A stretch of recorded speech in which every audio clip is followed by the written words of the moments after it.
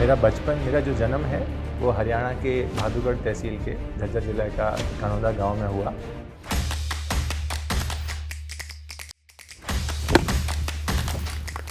Shot sir.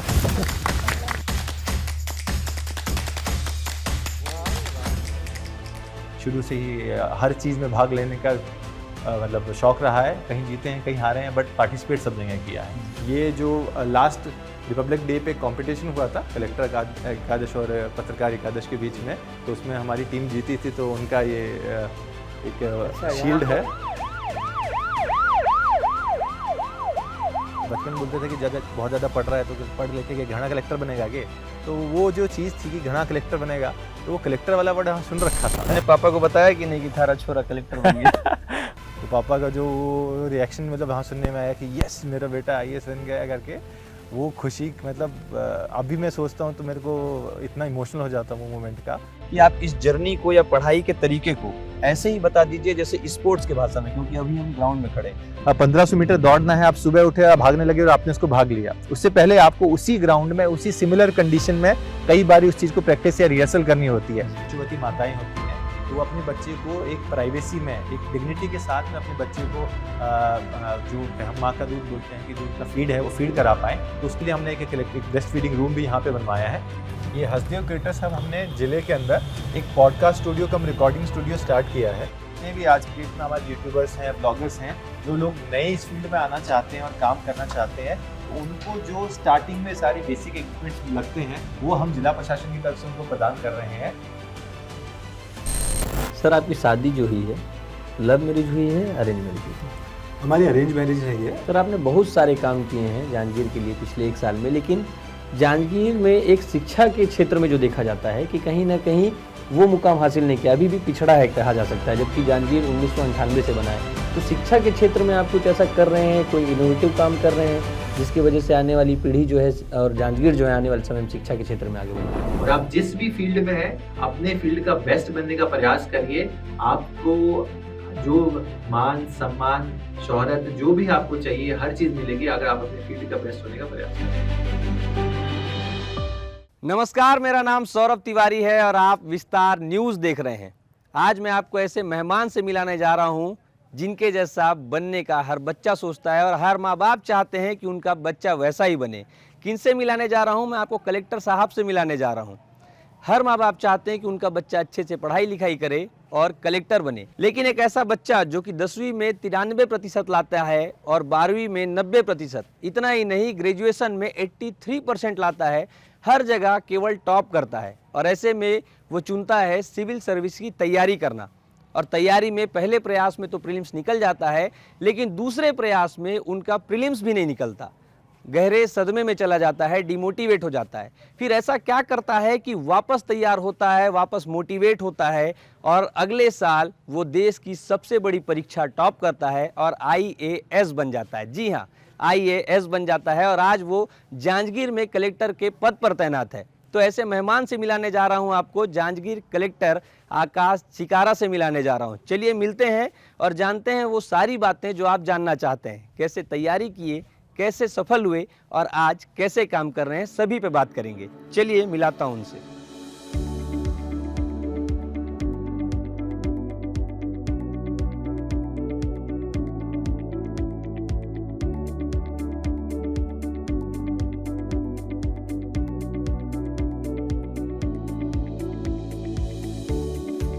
Sir नमस्कार। नमस्कार। कैसे हैं सर? बस बहुत अच्छा, आप कैसे हैं? बढ़िया सर। तो सर आज आपसे बातचीत करने आए हैं हम लोग जी। और आपसे बहुत सारी बातें करना है, लेकिन इन सब के बीच में आपकी कुछ अभियान में पढ़ रहा था, तो उस अभियान में जो सबसे चर्चे में रहा है वो बोलता बचपन, बोलेगा बचपन जी। तो इसलिए मैं चाहता हूं कि हमारी जो बातचीत है वो आपके बचपने से ही चालू हो। तो आपका बचपन से आप शुरू करके बताइए सर। जी, मेरा बचपन, मेरा जो जन्म है वो हरियाणा के भादुगढ़ तहसील के झज्जर जिला का कनौदा गांव में हुआ। तो मैं शुरू में वहीं पर रहा। उसके बाद में पूरा परिवार हमारा, हम नजफगढ़ शिफ्ट हो गए। मेरे बाकी जो रिलेटिव्स थे, मेरे बड़े बाबूजी, मेरे छोटे बाबूजी, मेरी बुआ जी वगैरह सब वहीं रहते थे, तो हम सब लोग भी पूरा फैमिली वहाँ शिफ्ट हो गया। तो मैंने अपना जो बेसिक स्कूलिंग है 10th तक का वो नजफगढ़ के ही राव मान सिंह स्कूल से किया। उसके बाद मैंने 11th-12th ऑक्सफोर्ड स्कूल है विकासपुरी में, वहाँ से किया, क्योंकि मैं साथ साथ में इंजीनियरिंग एंट्रेंस एग्ज़ाम की प्रिपरेशन भी कर रहा था। तो वहाँ पर मेरा कोचिंग पड़ता था, तो उस हिसाब से फिर हमने स्कूल अपना शिफ्ट किया था। और तो बचपन पूरा नजफगढ़ में ही बीता, पूरे सब रिलेटिव साथ में थे, तो अपने कज़न के साथ खेलते कूदते बड़े हुए। और आपने बोले कि बचपन की बात करी, तो मैं खुद जब अपना बचपन देखता हूँ तो मैं 6th-7th क्लास के आसपास से मैंने भी जो डिबेट्स रहते हैं और कंपटीशन रहते हैं पोएम रेसिटेशन, उन सब में मैंने पार्टिसिपेट करना शुरू किया था। तो शुरू में जब मैं खुद मंच पे जाता था तो वो जो हिचक रहती है, वो डर रहता है, शुरू में पैर कांपते हैं जब आप बोलना, इतने 100-200 लोगों की भीड़ के सामने भी अगर आपको बोलना हो, आपके पैर कांपते हैं। आप जो अपना पूरा स्पीच याद करके आते हैं, जो आपने प्लान कर रखा होता है कि मैं ये बोलूँगा, अब आप उसको भूल जाते हैं। बहुत सारे चैलेंजेस रहते थे।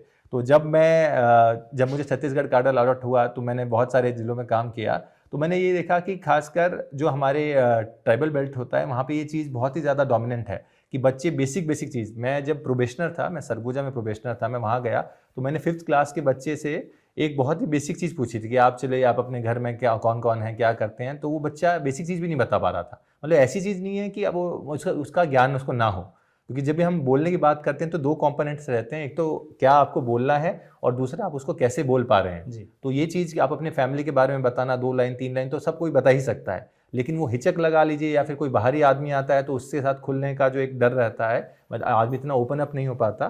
तो वो चैलेंज मैंने देखा। तो जब मैं गरियाबंद में कलेक्टर बना तो मैंने वहाँ पे ये बोलेगा बचपन अभियान सबसे पहले प्रारंभ किया था।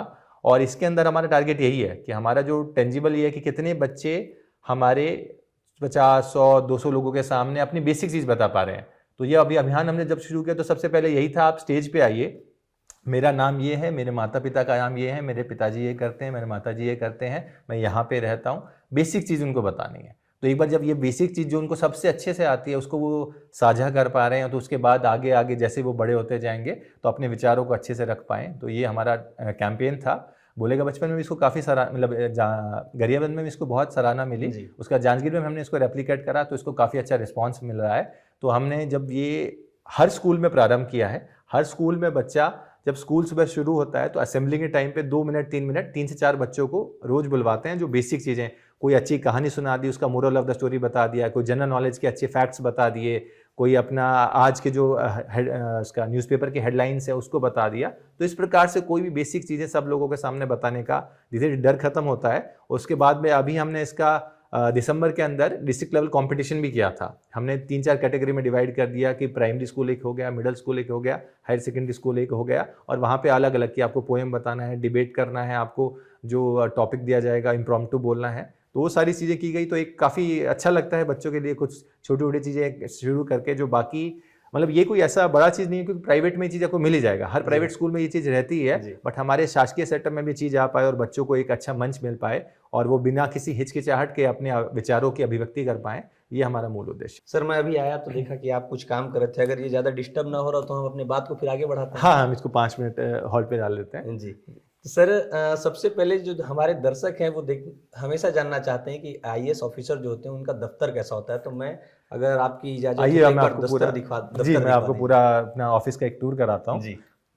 ये तो मेरा चैम्बर है जी। जैसे आप देखेंगे कि यहाँ पर अपना सीटिंग अरेंजमेंट रहता है। एक हमने यहाँ CCTV कैमरा पूरे ऑफिस में लगा रखा है कि कौन आदमी मिलने जा रहा है या किसी ऑफिस में किसी को कोई प्रकार की प्रॉब्लम अगर अपने को प्राइमा फेसी दिखती है तो उसको हम रिजॉल्व कर सकते हैं। यहाँ पे एक इनकम्बेंसी बोर्ड रहता है, लगभग सभी गवर्नमेंट ऑफिसेज में या सभी ऑफिसेज में एक इनकम्बेंसी बोर्ड रहता है कि वहाँ पर कौन कौन कब कब पदस्थ रहे हैं। तो उन सभी पूर्व के अधिकारियों के नाम और उनके कार्यकाल इसमें मेंशन रहता है। अच्छा, तो आपको 1 साल हो गया यहाँ पर आए हुए? जी, मुझे 1 साल हो गया, 4/1/2024 से जी।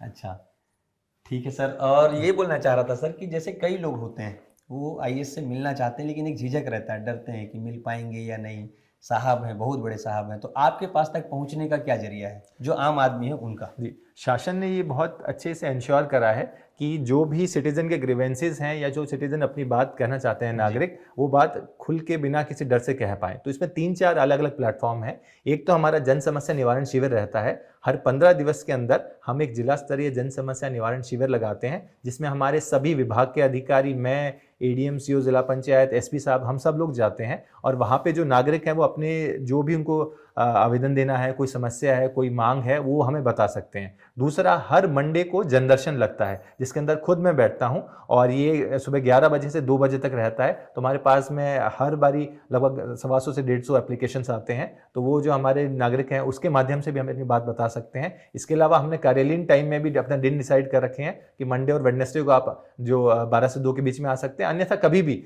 हमारा ऑफिस, जब तक मैं ऑफिस में बैठा हूं और कोई आया है तो उनके लिए हमेशा हमारे द्वार खुला है। इसके अलावा अब क्योंकि जैसे जैसे टेक्नोलॉजी प्रोग्रेस करती जा रही है तो सिटीजन को आना ना पड़े, उस चीज को दूर करने के लिए भी एक तो जिला स्तरीय जन समस्या निवारण शिविर हो गया, दूसरा हमने एक व्हाट्सएप चैटबॉट बनाया है संवाद 24/7 के नाम से। जो ये व्हाट्सएप चैटबॉट है, इसके माध्यम से जो भी नागरिक अपना व्हाट्सएप यूज़ करते हैं उसमें हमारा जो नंबर है वहाँ पे आप हाई या हेलो डालेंगे, उसके बाद में वो पूरा आपका नाम पूछता है, नंबर पूछता है, कौन से ग्राम पंचायत से, कौन से विकास खंड से हैं, आपकी क्या समस्या है, वो नोट करने पर उनको एक इलेक्ट्रॉनिक डिजिटल पावती भी मिलती है जिससे। और हमारे पास में एक बैकअप में एक पोर्टल बना हुआ है जहाँ पे हम हर TL बैठक के अंदर उन सारे आवेदनों की स्थिति का मतलब समीक्षा करते हैं और उसका निराकरण करने के बाद में उनको व्हाट्सएप के माध्यम से पावती भी जाती है कि आपका जो आवेदन था उसका निराकरण हो गया है, ये उसका सॉल्यूशन है, आप संतुष्ट है कि नहीं। मतलब घर में बैठा हुआ कोई व्यक्ति जिसको आपसे बात करना हो या आप तक कोई भी बात पहुंचानी हो, वो व्हाट्सएप से कर सकता है, वो व्हाट्सएप से उसको भेज सकता है। सर वो कुछ दिखाना चाहेंगे? जी, मैं अपने मोबाइल पे उसको आपको दिखाना चाहूंगा।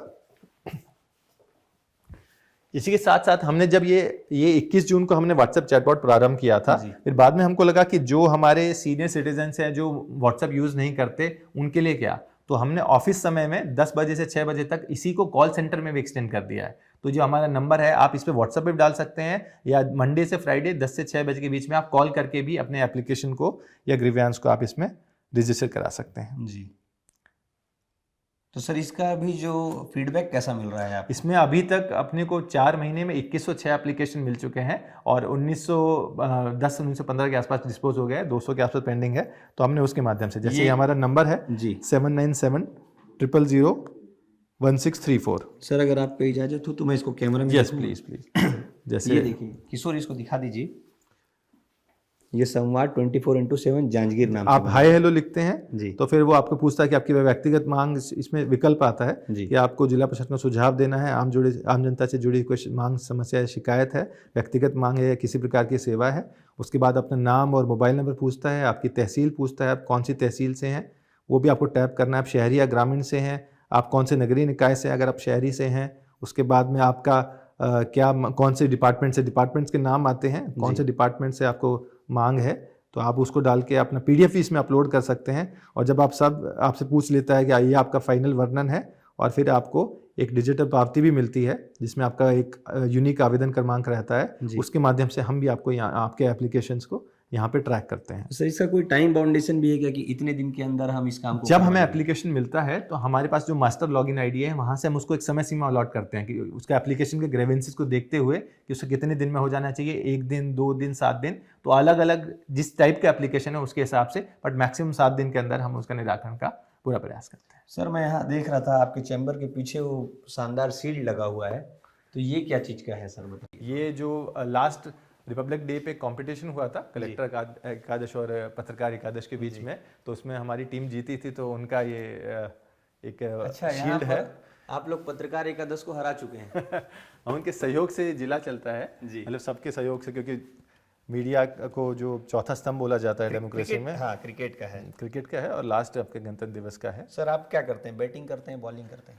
मैं बैटिंग ही प्रेफरेबली करता हूँ, बॉलिंग तो इतना अच्छा नहीं आता है, बट अब क्योंकि बहुत समय हो गया तो उतना अच्छा नहीं खेल पाते, बट जब भी खेलते थे तो प्रायोरिटी बैटिंग ही रहती थी। जी सर, ये और भी कुछ लगे हुए हैं जो जी, ये हमारा अभी हमने ICICI बैंक के साथ में एक MOU किया है जिसमें वो फ्री ऑफ कॉस्ट हमारे ज़िले के 10 जो स्कूल्स हैं वहाँ पे वो कंप्यूटर लैब इंस्टॉल कर रहे हैं। अभी तक 2 हो भी चुके हैं, खोखरा स्कूल में और सिवनी स्कूल में, और बाकी 8 प्रगतिरत है। तो ये माननीय मुख्यमंत्री जी जब आए थे तो उनके बीच में, उनके सामने ये हमारा MOU साइन हुआ था, तो उसका लेटर ऑफ इंटेंट है। जी, तो ये मैं अपने दर्शकों को दिखा रहा था कि एक कलेक्टर का चैम्बर कैसा होता है, आपने देख लिया। अब सर से हम विस्तृत बातचीत करेंगे, तो सर आपको पूरा ऑफिस दिखाता बातें कराते हैं। जी सर, बचपन की बातें चल रही थी, तो मैं ये जानना चाहूँगा बचपना आपका कैसा था, जब आप बचपन की कोई यादें आप बताइए।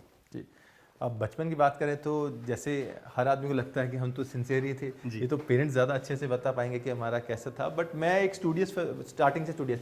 देखिए, ये मैंने अपने ऑफिस की आपको कुछ चीज़ें दिखाना चाहूँगा। हमने जो हमारे ज़िले के प्रमुख पर्यटन स्थल है उनके फ़ोटो ऐसे पूरे कॉरिडोर में लगवा रखे हैं ताकि कोई भी अगर हमारे कलेक्ट्रेट भी आता है तो हमारे ज़िले के प्रमुख पर्यटन स्थल की जानकारी पाए।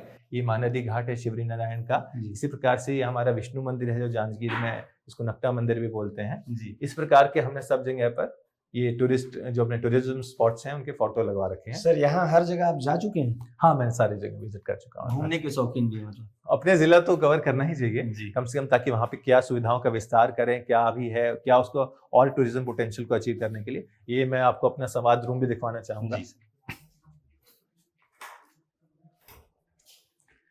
इसमें ये जो शिवरी नारायण में माता शबरी का तस्वीर है वो भी यहाँ पे लगा हुआ है। जी सर, यहाँ हमारी टीम जो हमने कंट्रोल रूम में आपको कॉल सेंटर का जो बताया था कि मंडे से फ्राइडे तक 10 से 6 बजे के बीच में कोई भी आदमी हमें आवेदन अपना कॉल के माध्यम से बता सकता है। तो जब वो कॉल के माध्यम से बताते हैं तो उसी चैटबॉट के अंदर वो एप्लीकेशन रजिस्टर कर लेते हैं ताकि वो हमारे एंड जो ट्रैकिंग वाला सॉफ्टवेयर है उसमें भी वो रिप्रेजेंट हो पाए। तो यहाँ पर हमारे कॉल सेंटर वाली टीम बैठती है। जी, आज तो छुट्टी है इस वजह आज सैटरडे का कोई वर्किंग डे नहीं है, इसलिए आज पूरा। तो सर, हम बचपने में चल रहे थे तो आप बता रहे थे कि आप बहुत स्टूडियस रहे हैं। जी, बचपन से ही, क्योंकि ये अब पेरेंट्स ने उस हिसाब से गाइड किया था, मोटिवेट किया था कि पढ़ाई एक बहुत इंपॉर्टेंट चीज़ है और आपको एक अच्छा इंसान बनने के लिए भी और सब चीज़ों का ज्ञान होना चाहिए। तो हमेशा से पढ़ाई को, क्योंकि घर में एक प्रायोरिटी मिली थी, मेरे पापा खुद भी पढ़ाई पे बहुत फोकस करते थे, तो एक स्टूडियस में रहा था।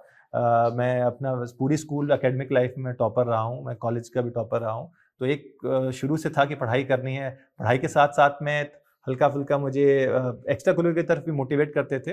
तो स्पोर्ट्स में उस टाइम पे मैं थोड़ा बहुत बैडमिंटन और क्रिकेट खेलता था। अदरवाइज जितने भी स्पीच के कंपटीशन हैं, जितने भी डिबेट के कंपटीशन हैं, तो उन सब में पेरेंट्स भी थोड़ा पुश करते थे, उनको भी अच्छा लगता था मैं परफॉर्म करूं। तो सब जगह पर शुरू से ही हर चीज़ में भाग लेने का मतलब शौक रहा है। कहीं जीते हैं, कहीं हारे हैं, बट पार्टिसिपेट सब जगह किया है। कल्चरल प्रोग्राम्स हो गए या सब जितने भी प्रोग्राम्स होते थे, एनुअल फंक्शन होता था स्कूल का, उसमें भी पार्टिसिपेट करते थे।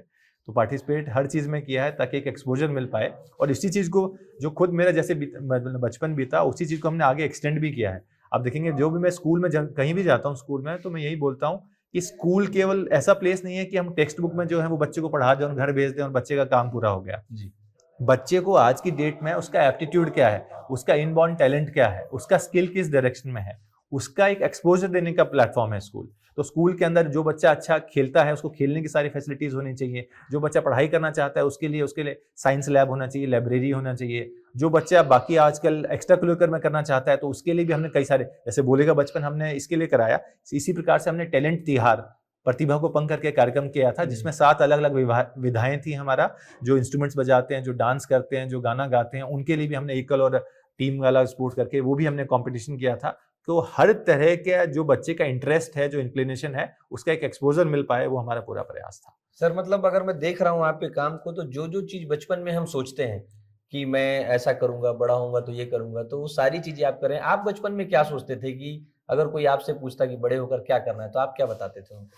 मैं जब एकदम छोटा था तो पहले मुझे फाइटर पायलट्स का बड़ा शौक था, मतलब फाइटर प्लेन्स का बड़ा शौक था। तो मैं एक पायलट बनना चाहता था। फिर धीरे धीरे जैसे बड़े होते गए तो आदमी को और चीज़ों का एक्सपोजर होता है, तो वो हुआ। तो उस टाइम में मुझे इंजीनियरिंग का बहुत शौक था, 10th 11th के आसपास। तो तब मैंने प्लान किया था 10th में कि मैं मैथ्स लेकर इंजीनियरिंग एंट्रेंस एग्ज़ाम की तैयारी करूँगा।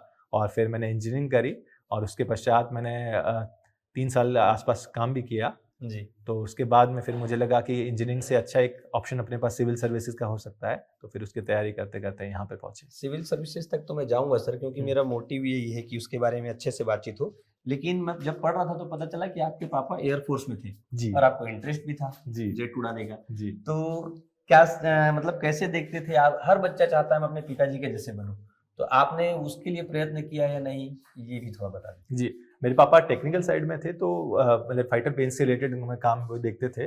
तो उस टाइम उनसे जो बेसिक वैल्यूज हमको मिली, वो मिली थी डिसिप्लिन की, वो मिला था पंचुअलिटी का, कि हर चीज को कैसे और लगातार मेहनत करते जाने का। तो ये चीज उन्होंने दी, ये वैल्यूज उन्होंने सिखाई। उसके बाद में तो स्टार्टिंग में उसी से इंप्रेस होके ले गए, लेकिन आदमी का खुद भी एक अपना इंटरेस्ट या इंक्लिनेशन होता है। तो जब हम 7th 8th 9th के आसपास पहुंचे, तो जो उस तरह के इलेक्ट्रॉनिक टॉयज रहते हैं या जो बाकी सब चीज़ें रहती हैं, कि कैसे आप जितना भी यूट्यूब पे अलग अलग चीज़ें देखते हैं, तो उस टाइम पे समझ में आया कि भाई वर्ल्ड में इंजीनियरिंग एक ऐसा फील्ड हो सकता है जिसमें आप और भी अच्छा कर सकते हैं। मतलब एक आपका जो मिलिट्री साइड है, उसके अलावा सिविलियन साइड में भी इंजीनियरिंग का बहुत अच्छा स्कोप है। तो एक मेरा इंटरेस्ट जो अपने तरफ मशीन्स को लेकर था, या नई नई चीज़ें जो एक तरह से देखा जाए कि मशीन से मैजिक है एक तरह देखा जाए, तो वो मैजिक को पाने के लिए फिर हमने इंजीनियरिंग का एक ऑप्शन चुना।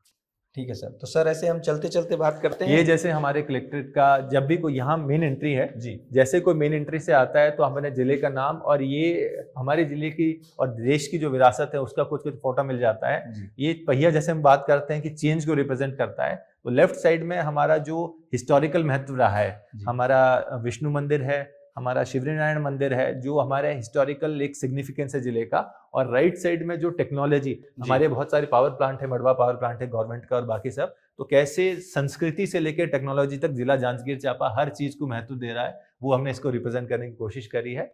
इसमें हमारा नया पार्लियामेंट भी हमने दिखाया है, इंडिया गेट, हमारी शहादत भी है, क्योंकि यहाँ पर पूरे छत्तीसगढ़ में से सबसे ज्यादा लोगों का सिलेक्शन जो अग्निवीर में या आर्मी भर्ती में रहता है, तो जांजगीर चांपा का रहता है। तो इसलिए एक यहाँ पे सेना भर्ती को लेकर क्रेज है, उसको भी हमने यहाँ रिप्रेजेंट करने की कोशिश करी है। उसके अलावा जो जिले के पॉजिटिव पहल हम लोग करते हैं, उसको भी यहाँ मौका देते हैं, ताकि जो भी हमारे नागरिक कलेक्टेड आ रहे हैं, तो शासन प्रशासन की नई योजनाओं का उनको पता चल सके। हमारा टीवी आज क्योंकि सैटरडे है तो बंद है, तो इसमें भी शासन की योजनाओं का लगातार जो वीडियो ऑडियो वीडियो वाला रहता है, वो इसमें हम लोग चलता रहता है लगातार। सर आगे हम बात करेंगे, लेकिन हम चलते हैं, आप कुछ दिखाने। हाँ, मैं आपको अभी माननीय मुख्यमंत्री जी आए थे जी, तो हमने एक ये भी मैं आपको हमारा एक स्तनपान कक्ष के बारे में बताना चाहूंगा। अच्छा। कि जो कलेक्ट्रेट में महिलाएं आती हैं, जिनके छोटे जो शिशुवती माताएं होती हैं, तो वो अपने बच्चे को एक प्राइवेसी में, एक डिग्निटी के साथ में अपने बच्चे को जो हम माँ का दूध बोलते हैं, कि जो उनका फीड है वो फीड करा पाए, तो उसके लिए हमने एक ब्रेस्ट फीडिंग रूम भी यहाँ पे बनवाया है। तो इसके अंदर आकर्षक रूप से इसको हमने डिजाइन करवाया है जी, ताकि यहाँ पर वो आराम से बैठ के, जो हमारे एम्प्लॉयज हैं उनके भी कोई शिशुवती बच्चे को लेकर आते हैं, तो वो भी यहाँ पे आराम से बैठ सकते हैं। इसके अलावा जो नागरिक है, जो हमारे यहाँ पर कोई अपने कार्य से आए हैं, तो वो भी यहाँ बैठकर अपने बच्चे को अगर आवश्यकता रहती है, तो आराम से, जैसे उनको, जैसे आप देखेंगे कलेक्ट्रेट वगैरह पे, मेरा भी आज 1.5 साल का बच्चा है, तो जब हम कहीं जाते हैं तो उसका जैसे डायपर चेंज करना होता है, या फिर उसको अगर उनकी माँ को फीड कराना होता है, तो एक प्राइवेसी और डिग्निटी के साथ में ये फैसिलिटी मिल पाए, तो ये हमने अपने कलेक्ट्रेट में ही इसका एक सर आपने जिस छोटी छोटी चीजों को ध्यान में रखते हुए बहुत शानदार अपने ऑफिस को सजाया है और जरूरतों की सारी चीजों को यहाँ पर रखा है, उसके लिए मैं आपका बहुत बहुत धन्यवाद देना चाहूंगा। सो मच जी, क्योंकि ये बहुत ही बेसिक चीजें हैं और जिसके बारे में ज्यादातर लोगों को ध्यान नहीं जा पाता है। हमने वही कहा है कि छोटी छोटी चीजों का ही, क्योंकि जरूरी नहीं कि हम कोई इनोवेशन कोई बहुत बड़ी चीज करें जिससे लोगों को फर्क पड़े। छोटी छोटी चीजें भी एक इंक्रीमेंटल चेंजेस जो रहते हैं, over a period of time एक बड़ा गैप लेकर आते हैं और बड़ा अच्छा पॉजिटिव चेंज लेकर आते हैं। तो ये हमारी सोच रही है। इसी सोच को करते हुए मैं आपको दिखाना चाहूँगा कुछ। अभी हमने यहाँ पर एक वसुंधरा गार्डन का लोकार्पण करवाया था जी, वो है, और हमारा एक जो पॉडकास्ट स्टूडियो बनाया गया है जिसे माननीय मुख्यमंत्री जी ने लोकार्पित किया है, तो वहाँ पर भी मैं आपको विजिट कराना चाहूँगा। चलते हैं सर जी।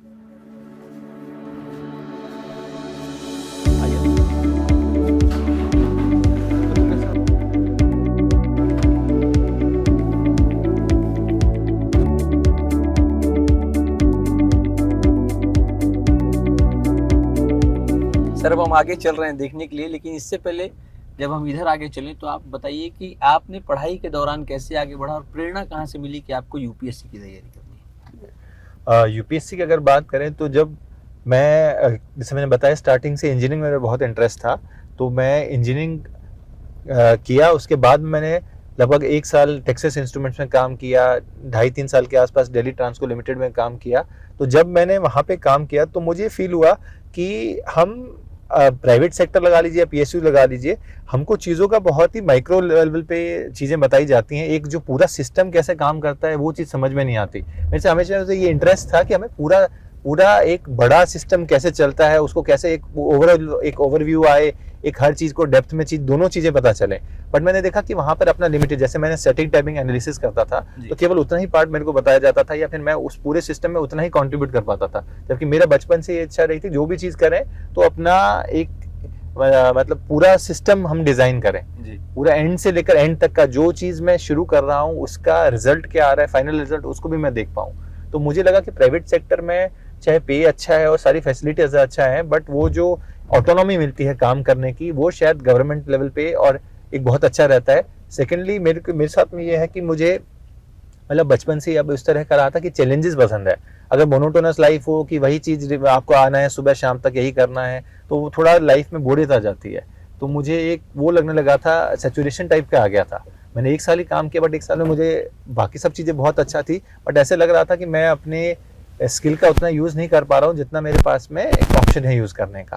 तो इसलिए फिर मैंने वहाँ से स्विच करके गवर्नमेंट और पीएसयू से शिफ्ट करा, और वहाँ पे एक्चुअल में मुझे लगता है कि जो ऑटोनॉमी दी जाती है, जो काम करने की स्वतंत्रता रहती है, जो पूरा सिस्टम आपको एंड टू एंड समझाया जाता है, वो शायद किसी जो प्राइवेट टेक्निकल कंपनीज रहती हैं शायद वहाँ पर उतना ऑटोनॉमी और स्कोप नहीं रहता। और जो मेरे 1-2 और भी दोस्त हैं तो उन सब से जब मैंने बात करा तो उन्होंने बताया कि ये जो गवर्नमेंट का अलग वर्किंग स्टाइल रहता है खासकर सिविल सर्वेंट्स के लिए, तो फिर वो एक मोटिवेशन था कि क्यों ना एक बड़े तरह से कंट्रीब्यूट किया जाए, और जितने चैलेंजेस और जितना डाइवर्सिटी है कि वहाँ पर आपको एक ही काम को बार बार करना है, तो हो सकता है हर ऑर्गेनाइजेशन आपको उतना ऑटोनॉमी ना भी दे, बट यहाँ पर आपको क्योंकि रोज चैलेंजेस रहते हैं, स्कैर्सिटी रहती है, उसके अंदर आपको बेस्ट परफॉर्म करके दिखाना रहता है, तो आपको हर रोज चैलेंजेस को फेस करते हैं अपनी पर्सनैलिटी को निखारने का और अपने स्किल को अच्छा यूज़ करने का अपॉर्चुनिटी मिलेगा। तो उस हिसाब से हमने फिर सिविल सर्विसेज की तैयारी मैंने 2014 से स्टार्ट करी। जी सर, हम पहुंच चुके हैं तो बाकी की बातें वहाँ करते हैं। बिल्कुल। सर, हम बात कर रहे थे यूपीएससी की तैयारी की,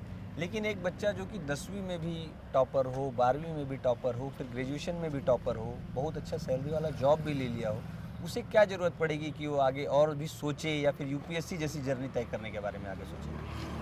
देखिए, जब हम बात करते हैं तो नो डाउट कि प्राइवेट सेक्टर में सैलरीज बहुत अच्छे रहते हैं, तो एक आपके पास इंसेंटिव रहता है आप उसी में कंटिन्यू करें। बट आदमी को एक पर्सनल सेटिस्फेक्शन तब आती है जब उसके लिए रोज़ रोज़ कोई ऐसा चैलेंज आ रहा है जो उसको अपने स्किल को या अपने दिमाग को या अपनी सारी चीज़ों को यूज़ करने दे रहा है। वहाँ जहाँ आप गवर्नमेंट सर्वेंट की बात करें या सिविल सर्वेंट्स की बात करें तो आपको पब्लिक स्पीकिंग भी है, आपको पूरी चीज़ खुद से डिज़ाइन करनी होती है, उसका एग्जीक्यूशन भी खुद से करना होता है, आपको फीडबैक लेके उससे कैसे इंप्रूवमेंट कर सकते हैं। ये सारी चीज़ें जो मैंने अपने जब बैचमेट से बात करी, कुमार अभिषेक मेरा दोस्त है जो 16 बैच एग्मोट कैडर में है, उसके अलावा बाकी जो मेरे बैचमेट्स तैयारी कर रहे थे उन सब से जो मैंने बात करा, तो मुझे यही लगा कि एक बार जब मैं गवर्नमेंट और पीएसयू में काम करके देख चुका हूँ तो क्यों नहीं एक बार इसको भी ट्राई किया जाए, और क्या पता मेरे इंटरेस्ट, मेरे इंक्लिनेशन, मेरे वर्किंग स्टाइल से ये मैच कर जाए।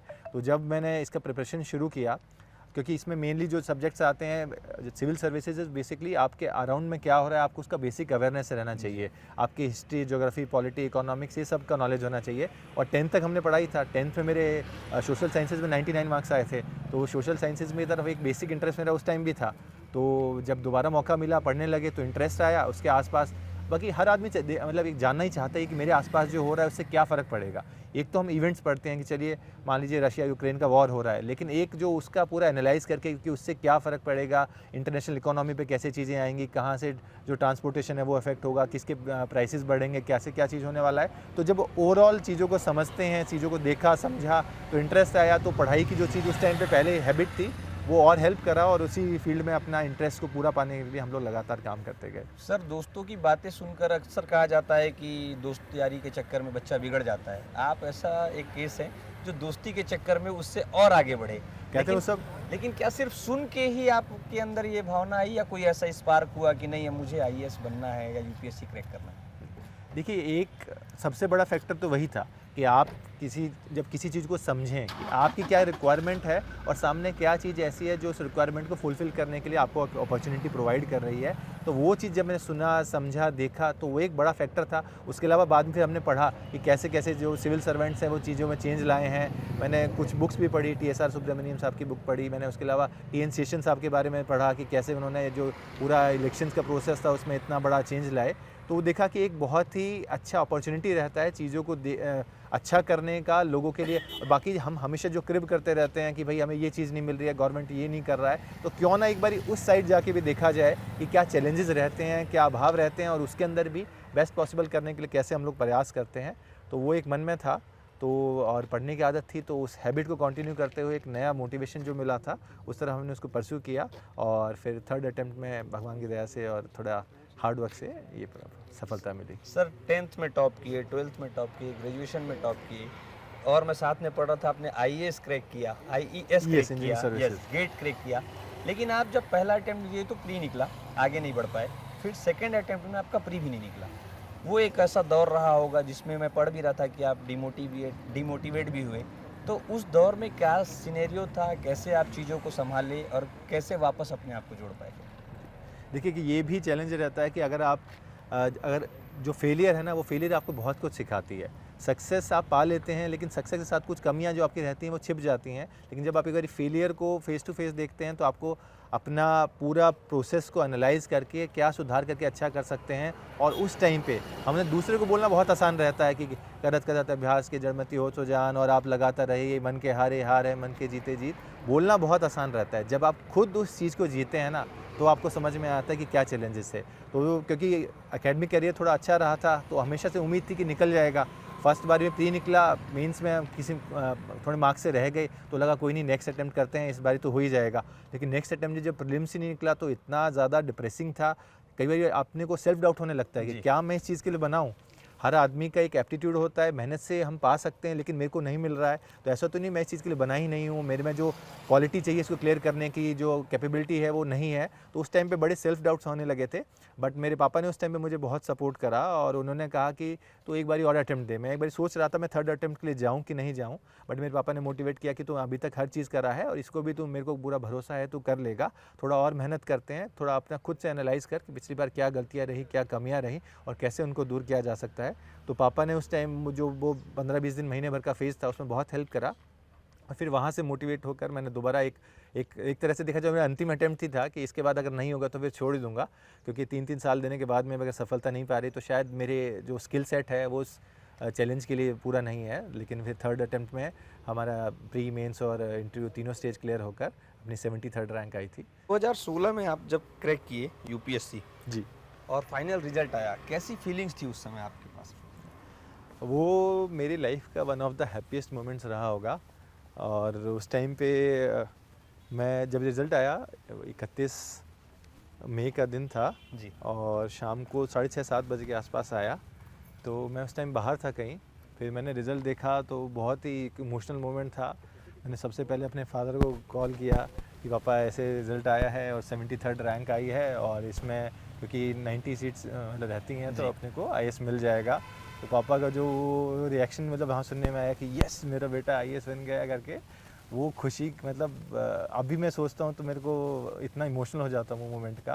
मतलब अगर मैं सामने रहता तो उसे विटनेस करता और भी अच्छा लगता है, बट मैंने फ़ोन पे वो सुना और वो मेरी ज़िंदगी का सबसे खुशी में जो मोमेंट्स हैं उनमें से एक था।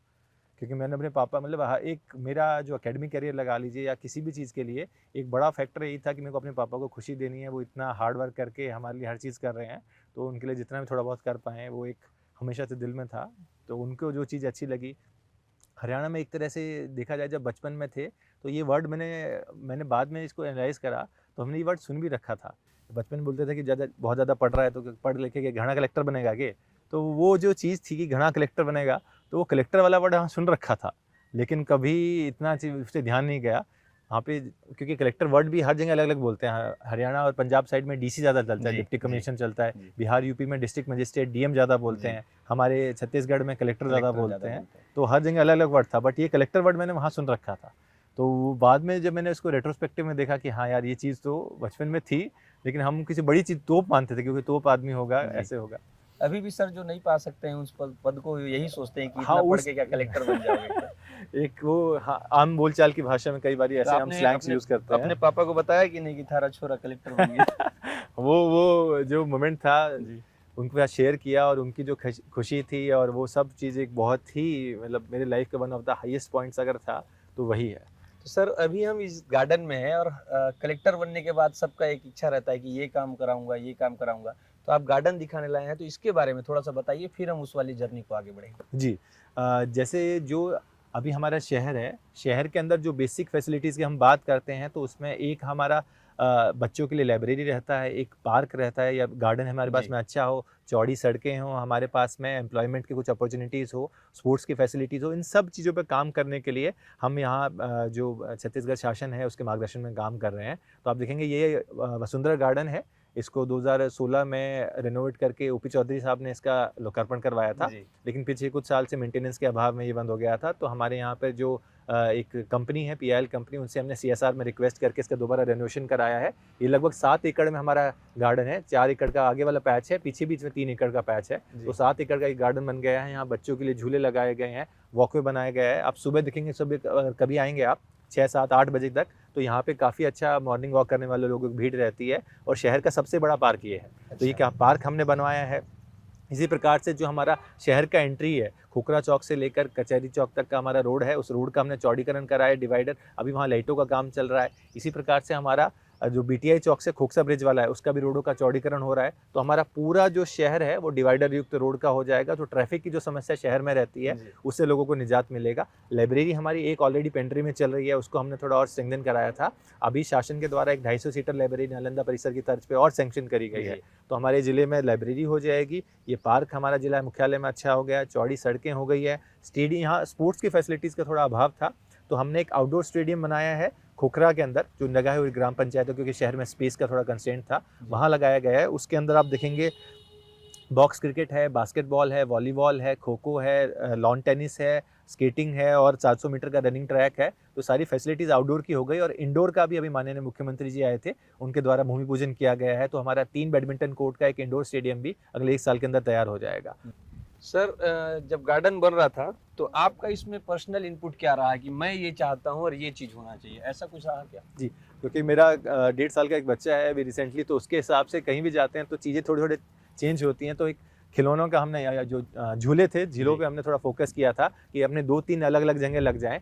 जो सीनियर सिटीजन्स रहते हैं या बाकी लोगों के लिए ओपन जिम की व्यवस्था हो जाए। वहाँ पर हमने बैडमिंटन कोर्ट लगा लीजिए या लॉन टेनिस का लगा लीजिए, एक कोर्ट भी लगवाया है कि अगर वो जो भी हमारे नागरिक खेलना चाहें तो उनको एक सुविधा मिले। और सबसे इम्पोर्टेंट था रनिंग, एक आपको वॉकिंग के लिए एक ट्रैक मिल जाए। तो कम से कम ये हमारा 800 से 1000 मीटर, 1 किलोमीटर के आसपास का पूरा ट्रैक पड़ जाता है चलने का। तो अच्छा खासा अगर आप 1 या 2 राउंड भी लगा लें तो एक बहुत अच्छी सुविधा उस हिसाब से हो जाती है। आप आते हैं यहाँ पर? हाँ, मैं कल रात को भी अपनी फैमिली के साथ में लगभग 7 बजे के आसपास आया था वॉक करने के लिए। और नॉर्मली संडेज़ को सुबह मैं अपने बच्चे को और अपनी वाइफ के साथ में यहाँ पे वॉक करने के लिए आता हूँ। सर, स्पोर्ट्स की आप बात कर रहे थे, आपका इंटरेस्ट किस में है ज़्यादा, कौन से स्पोर्ट्स में?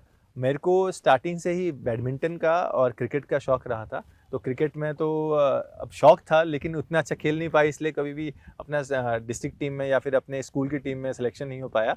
बट क्रिकेट तो इंडिया में एक जुनून है, एक पैशन है जिसे हर आदमी फॉलो करना चाहता है, तो वो किया था।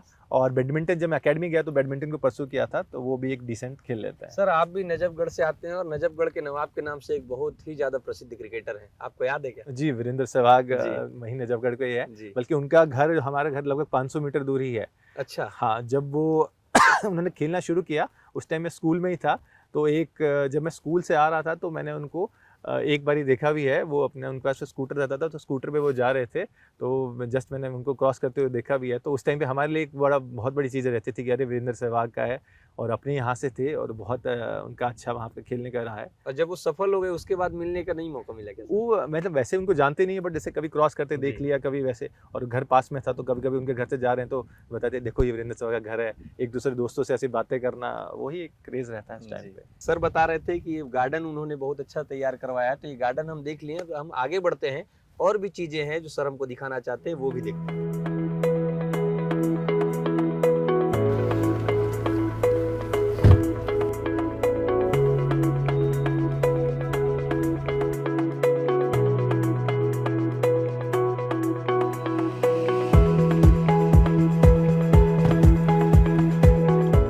सर, हम बात कर रहे हैं जब यूपीएससी की, तो फाइनल सिलेक्शन भी हो गया, और इसके बाद फिर कैसा था आपका आगे का सफर, की कैसे आप ज्वाइनिंग किए?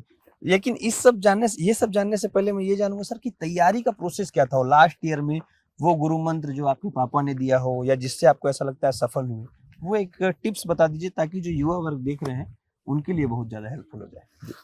मैं जब भी युवाओं से इंटरेक्ट करता हूँ तो मेरे 3-4 पॉइंट्स जो मैं हमेशा हाईलाइट करना चाहता हूँ वो यही है। सबसे पहला तो ये है कि आप लोग अपना जो गोल है वो सेट करें। मैं अभी जो हमारे प्रधानमंत्री जी हैं वो भी आए हुए थे, तो उनका भी यही कहना था कि अभी हम गिनती की पढ़ाई करते हैं कि हमने हमारा कोई गोल नहीं है। हम स्कूल में गए, स्कूल में सोचा चलो 10th तक की पढ़ाई कर लेते हैं। 10th जब हम क्लियर करते हैं तो अपने पास पहली बार जिंदगी में कोई सवाल पूछा जाता है कि कौन सा स्ट्रीम लेंगे, साइंस लेंगे, ह्यूमैनिटीज लेंगे, आप आर्ट्स लेंगे, कॉमर्स लेंगे, क्या आप स्ट्रीम लेंगे। तब हम पहली बार जिंदगी में सोचते हैं अच्छा ये भी कुछ लेना होता है, वो भी हम रैंडमली सिलेक्ट कर लेते हैं। उसके बाद जब हम 12th कर लेते हैं, 12th के बाद में एक सवाल आता है कि क्या करना है, चलो हम कोई भी जो ग्रेजुएशन कोर्स है वो कर लेते हैं। उसके बाद फिर कुछ आगे और कर लिया। एक्चुअल में हमारा एक गोल होना चाहिए कि मुझे जिंदगी में एग्जाम्पल के लिए डॉक्टर बनना है, तो डॉक्टर बनने के लिए क्या करना पड़ेगा, मुझे एमबीबीएस करना पड़ेगा। एमबीबीएस के लिए क्या रहता है, नीट रहता है। नीट के लिए क्या रहता है, मेरे पास 11th-12th में बायो रहना चाहिए। बायो के लिए क्या रहता है, फिर मेरा अपना साइंस में इंटरेस्ट रहना चाहिए। तो वो साइकिल ऐसे चलनी चाहिए। आपने लाइफ में जो भी गोल बना लिया, उस गोल के लिए क्या डिग्री रहती है, कौन सा एंट्रेंस एग्जाम रहता है, कौन सा उसके लिए 11th-12th में सब्जेक्ट्स लेने पड़ते हैं, कहाँ से क्या होता है, आप उल्टा चलिए। हम हमेशा एक हिस्ट्री के गुलाम बन के रह जाते हैं। हमको अपने इंटरेस्ट के हिसाब से उस फील्ड के सबसे बेस्ट को शॉर्टलिस्ट करते हुए अपना गोल ऊंचा सेट करना चाहिए, और उस गोल को पाने के लिए फिर जितना अपने को एक अच्छा कोई गुरु मिल जाए या दोस्त मिल जाए या काउंसलर मिल जाए, उनके मदद करते हुए फिर अपने को उसे पाने के प्रयास करना चाहिए लगातार। अगर आप मेहनत नहीं करोगे, अगर आज की डेट में विराट कोहली, वीरेंद्र सहवाग भी लगातार प्रैक्टिस नहीं करते हैं तो वो भी उतना अच्छा परफॉर्म नहीं कर पाते हैं। आप में कितना भी टैलेंट हो, बिना हार्ड वर्क के आपका सारा टैलेंट वेस्ट हो जाएगा। हार्ड वर्क करने से कोई घबराना नहीं है, कोई शर्माना नहीं है। आप जितनी मेहनत करेंगे, कहते हैं ना, the harder you work the luckier you get. आप हम लक बोलते हैं ना कि उसका लक था, उसका ये निकल गया। वो लक नहीं था, उसने वो उतना लकी बनने की जितनी मेहनत करी ना, वो मेहनत थी। तो अपने को सबसे ज्यादा मेहनत करनी है। और उसके बाद में अगर एग्जाम स्पेसिफिक तैयारी पे हम लोग आए तो एग्जाम स्पेसिफिक तैयारी में हर एग्जाम का, कोई भी एग्जाम हो, यूपीएससी हुआ, आईआईटी हुआ, नीट हुआ, हर एग्जाम का एक सिलेबस होता है जी। उस सिलेबस को हमें कवर करके मल्टीपल टाइम्स रिवीजन करना है जी। हमारा क्या रहता है, हम सिलेबस कवर नहीं करते हैं, हम बुक कवर करते हैं। अब बुक में से वो जो टॉपिक्स हैं वो उसमें अंदर कवर हो रहे हैं, नहीं हो रहे हैं, क्या चीज छूट जा रही है, वो काफी चीजें छूट जाती हैं। तो स्टैंडर्ड बुक्स को लीजिए, उसको मल्टीपल टाइम्स पढ़िए। जो अगर आप मेरा असफलता का कारण अगर मैंने जब अपना एनालाइज करा तो वो 2 चीजों में था। पहला तो ये कि मैं रिवाइज नहीं कर रहा था। मैंने एक सब्जेक्ट की 10 बुक पढ़ ली थी, लेकिन जब एग्जाम में उससे एक ही क्वेश्चन आएगा मान लीजिए टॉपिक का, तो मुझे 9 मिनट के अंदर पूरा जितना मैंने पढ़ा है उसको याद करके, उसको जो क्वेश्चन पूछा गया है उस फॉर्म में फ्रेम करके उसको लिखना भी था। ये सिर्फ 9 मिनट में करना था। तो मैंने ये देखा कि मैंने जो 10 किताबें पढ़ी हैं वो मेरे कोई यूज की नहीं है। उसकी बजाय 1 या 2 किताब, एक स्टैंडर्ड बुक और एक उसमें ऐड ऑन करने के लिए बस 2 किताब है, उनको मैं 5 बारी 6 बारी पढ़ूंगा, ताकि जब मुझे एकदम शॉर्ट में बहुत जल्दी आंसर देना हो तो मैं उसके लिए तैयार कर पाऊं। तो रिविजन पहली चीज, अपने सोर्सेज को कम करके बार बार रिविजन करना। और दूसरा था टेस्ट सीरीज, कि हमने कोई अपनी जर्नी स्टार्ट करी। सपोज मैं अपने घर से लेकर स्कूल के लिए निकला, लेकिन मैंने बीच में अपने एनालाइज नहीं करा कि मैं कहाँ जा रहा हूँ। तो या एग्जांपल मैं जैसे कई बार बच्चों का ही बोलता हूँ कि हम लोग मान लीजिए बिलासपुर से निकले, जाना था बिलासपुर से रायपुर, हमने रोड पकड़ लिया, हम बिलासपुर से अंबिकापुर निकल गए। तो अपने को अगर हम थोड़ी देर बाद फीडबैक नहीं लेंगे, एनालाइज नहीं करेंगे हम सही डायरेक्शन में जा रहे नहीं जा रहे, तो हम असफल हो सकते हैं। तो टेस्ट सीरीज वो फीडबैक रहती है। सर हम लोग चलते चलते इस ग्राउंड में आ गए हैं जिसमें आप एक ट्रैक बनवाए हैं बच्चों के लिए। तो अगर मैं आपको ये पूछूं, मतलब आप तो यूपीएससी क्रैक करके आए, तो एक टास्क भी मिलता है कि आप इस जर्नी को या पढ़ाई के तरीके को ऐसे ही बता दीजिए जैसे स्पोर्ट्स के भाषा में, क्योंकि अभी हम ग्राउंड में खड़े हैं, तो उसको आप कैसे क्रैक करके बता पाएंगे सर, ताकि बच्चे अच्छे से समझ जाएं कि अच्छा हाँ खेल में ये होता है तो ये जिंदगी में भी चीजें हो सकती है। जी, जैसे अब सबसे पहले अगर तैयारी का बेसिक देखा जाए तो आपका ये था कि आपको सिलेबस कंप्लीट करना है। मतलब आपको पहले पता होना चाहिए कि क्या करना है। सपोज आप किसी भी एग्जाम की तैयारी करें, या आप किसी सपोज जैसे अग्निवीर भर्ती होता है, तो अग्निवीर भर्ती में आपको 1600 मीटर 5 मिनट के अंदर दौड़ना है, 3 मिनट में दौड़ना है, 2 मिनट में दौड़ना है, वो चीज रहता है। तो आपका एक गोल रहता है कि मुझे अपने को उस फिटनेस के लेवल बनाना है। वैसे यहाँ पर आपका गोल रहता है कि मुझे सारा सिलेबस कंप्लीट करके मुझे टेस्ट सीरीज में जो क्वेश्चन आते हैं या पिछले साल जो क्वेश्चन आ रखे हैं उसको सॉल्व करने के लायक अपने को बनाना है। एक वो चैलेंज रहता है। उसके बाद में आप मॉक ट्रायल करते हैं। आप ऐसा नहीं कि आप जिस दिन आपको 1500 मीटर दौड़ना है, आप सुबह उठे, भागने लगे और आपने उसको भाग लिया। उससे पहले आपको उसी ग्राउंड में, उसी सिमिलर कंडीशन में कई बार उस चीज को प्रैक्टिस या रिहर्सल करनी होती है। हम लोग भी कोई बड़ा इवेंट होता है तो उससे पहले फुल ड्रेस रिहर्सल कर लेते हैं। जैसे 26 जनवरी 15 अगस्त के जो इवेंट्स रहते हैं उससे पहले 2 दिन पहले 24 जनवरी को, 13 अगस्त को हम लोग फुल ड्रेस रिहर्सल करते हैं। तो एक फुल ड्रेस रिहर्सल मतलब आपका मॉक टेस्ट, आपने सेम कंडीशन में टाइम बाउंड मैनर में उतना चीज करा, उसमें आपका कैसा परफॉर्मेंस रहा, कैसा आपका रिलेटिव रैंकिंग रहा, क्योंकि अल्टीमेटली रैंक इंपॉर्टेंट है। कॉम्पिटिटिव एग्जाम्स में परसेंटेज मायने नहीं रखती, आपके 50, 55, 60% भी आएंगे और आपके फर्स्ट रैंक आ रहा है तो वो मैटर करता है। आपके 95% भी आ रहे हैं लेकिन अगर आप 100वें रैंक पे आ रहे हैं और आपका उससे कुछ मिल नहीं पा रहा तो मतलब नहीं है। तो रिलेटिव रैंकिंग, जैसे आपने दौड़े यहाँ पर सबके साथ में सेम टाइम बाउंड उसी माहौल में उसी तरह से, तो वो आपका एक तरह से खेल का ये तरीका हो गया। जी सर, ये ग्राउंड में हम आ चुके हैं जो आप लोग अभी डेवलप कर चुके हैं, इसका इनॉग्रेशन भी हो चुका है जी। इसके बारे में बताइए सर कि बहुत सुंदर लग रहा है और मैं आप ही के मुंह से सुनना चाहूंगा इसमें क्या क्या फैसिलिटी आप प्रोवाइड करवा रहे हैं यहाँ के लोगों जो हमारा ये खोखरा स्पोर्ट्स कॉम्प्लेक्स है, खोखरा, जी खोखरा ग्राम खोखरा, पंचायत का यस, नाम है, ठीक खोखरा स्पोर्ट्स कॉम्प्लेक्स में हमने उसका नाम रखा है। तो हम आप देखेंगे सबसे पहले हमने एक बॉक्स क्रिकेट बनाया है, जी। बॉक्स क्रिकेट के पास में ही हमने वॉलीबॉल का ग्राउंड बनाया है, उसके पास में बास्केटबॉल का ग्राउंड है, लास्ट में खो खो का ग्राउंड है, यहाँ पे योगा मंच और उसके सामने हमने स्केटिंग का ट्रैक बनाया है और यहाँ पर हमारा लॉन टेनिस है और साथ में ये हमारा 400 मीटर का एक रनिंग ट्रैक भी है जिसके अंदर हम आराम से एक वॉक कर सकते हैं, एक अपना रनिंग करना उसकी भी प्रैक्टिस कर सकते हैं। जैसे मैंने बताया कि हमारे जिले से अग्निवीर भर्ती में बहुत ज्यादा सिलेक्शन रहता है, तो उन बच्चों को भी तैयारी के लिए, अभी तक वो पुलिस लाइन में तैयारी करते थे तो एक ऑल्टरनेट उनको ये भी उपलब्ध हो गया है। साथ में बीच में हम यहाँ फुटबॉल भी डेवलप करने का है, अभी घास हमारी इनिशियल फेज में है, अभी 1 से 1.5 महीने के अंदर यहाँ पे घास अच्छी हो जाएगी तो हमारा जो फुटबॉल ग्राउंड है वो भी तैयार हो जाएगा। और यहाँ पे हमने अच्छे हाई मास्ट लाइट की व्यवस्था कर रखी है, तो शाम को 8-9 बजे तक भी अगर खेलना चाहें तो वो यहाँ सारी सुविधाएं यहाँ पर उपलब्ध है। सर ये क्रिकेट का जो बॉक्स आपने बनाया है इसको देख के याद आ गया, अभी हम रिसेंटली मैच खेले हैं जी, और रायपुर में एक बहुत शानदार आयोजन हुआ था, उसमें विस्तार और आईबीसी का फाइनल मैच हुआ था, हम लोगों ने फाइनल उठाया। अरे वाह, बहुत बधाई आपको इसके लिए। विस्तार की टीम ने चैंपियन का कप लिया है।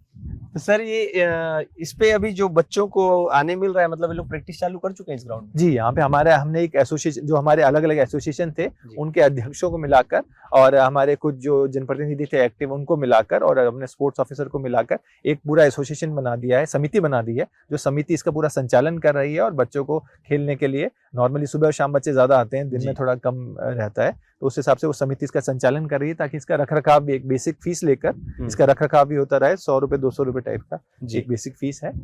ठीक है सर, अभी ये जो बॉक्स क्रिकेट है यहाँ पर अगर कोई चीज अवेलेबल हो पाए तो मैं चाहूंगा कि आप एक आध शॉट भी लगा के दिखा दें। बिल्कुल, अगर वो पुराने दिन हमारे भी याद आ जाएंगे, दोबारा उसका प्रयास करते हैं। जी सर, वैसे भी आप नजफगढ़ से आते हैं तो क्रिकेट तो बोलूं या ना बोलूं आपके आसपास ही रहा है क्रिकेट, पूरा भारत लीड किया है वीरेंद्र सहवाग ने। हर भारतीय के मतलब रग रग में क्रिकेट तो बसा ही है जी। क्रिकेट वर्ल्ड कप के टाइम पे जो हमें एक तरह से आप जुनून देखेंगे या देश भक्ति देखेंगे या देश के प्रति पैशन देखेंगे तो वो एकदम चरम पे रहता है।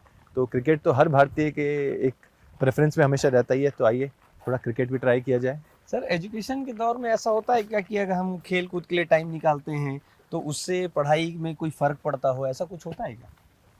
देखिए, लाइफ में हर चीज़ का 2 चीज़ है, क्या किस समय पर क्या चीज़ किया जाए और वो बैलेंस में किया जाए। कहते हैं ना, excess of everything is bad, किसी भी चीज़ की अति खराब रहती है। तो अगर आप दिन में 1 घंटा 2 घंटा खेल रहे हैं तो इसमें कोई भी हार्म नहीं है, बल्कि आप तैयारी के टाइम पे भी देखेंगे। मैं तो जो बच्चे आईआईटी की तैयारी करते हैं, नीट की या यूपीएससी की तैयारी करते हैं, उनको भी हमेशा ये बोलता हूँ कि आप दिन में कम से कम आधा घंटा पौना घंटा या तो वॉक करिए या योगा करिए या मेडिटेट करिए, क्योंकि आप केवल अगर पढ़ाई करोगे पूरे दिन तो आपका सैचुरेशन हो जाएगा और आपसे एक टाइम के बाद में नई चीज़ें समझ में भी नहीं आएंगी और चीज़ें याद भी नहीं रहेंगी जी। तो आपको स्पोर्ट्स या थोड़ा बहुत फिजिकल एक्सरसाइज वगैरह तो जरूरी है ही है।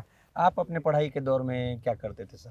मेरा भी सेम, मैं उस टाइम पे हम जैसे सभी का गली क्रिकेट उस टाइम चलता ही था, तो 5 जैसे मेरा शेड्यूल रहता था कि 2-3 बजे तक स्कूल से आए, फिर 3 से 5 साढ़े 5 तक अपना होमवर्क पूरा कर लिया, फिर 5:30 बजे के आसपास गए, 5:30 से 6:30 7 बजे तक खेल के वापस आ गए, फिर अपना नहाए धोए और दोबारा पढ़ाई करके सो जाते थे।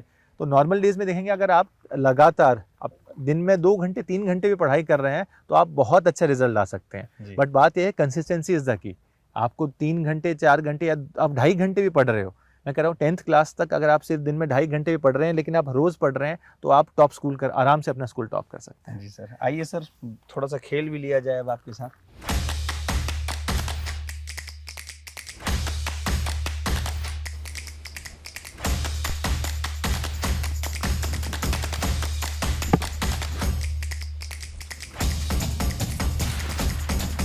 अरे वाह, नाइस।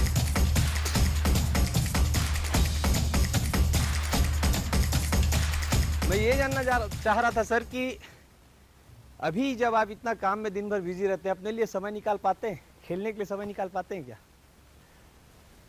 जी, ये एक प्रायोरिटी रखना का रहता है, हमेशा प्रयास करते हैं, बट अभी लास्ट कुछ सालों से तो इतना अच्छा खेल नहीं हो पा रहा है।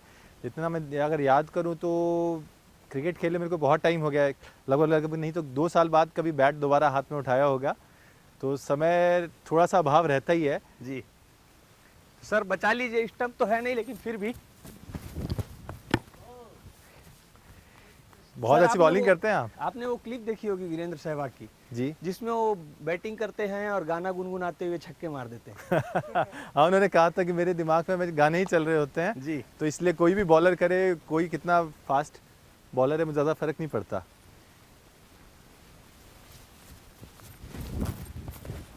अरे नाइस,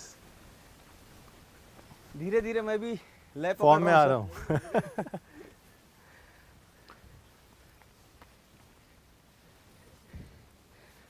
तो सर, इस मैदान के जरिए आप यहाँ के युवाओं को ऐसा क्या प्लेटफॉर्म देना चाहते हैं जिससे उनकी ज़िंदगी आगे बदल जाए? एक, जैसे मैंने बताया कि सबसे बड़ा कंपोनेंट रहता है एक्सपोजर का, कि आपको वो सुविधा मिल पाए। कोई अच्छा अगर एथलीट कल को तैयार होना चाहता है तो बेसिक फिटनेस तो चाहिए होती है। तो आप रनिंग सबसे बेसिक हम लोग मानते हैं, तो बेसिक रनिंग के साथ साथ में जो इंटरनेशनल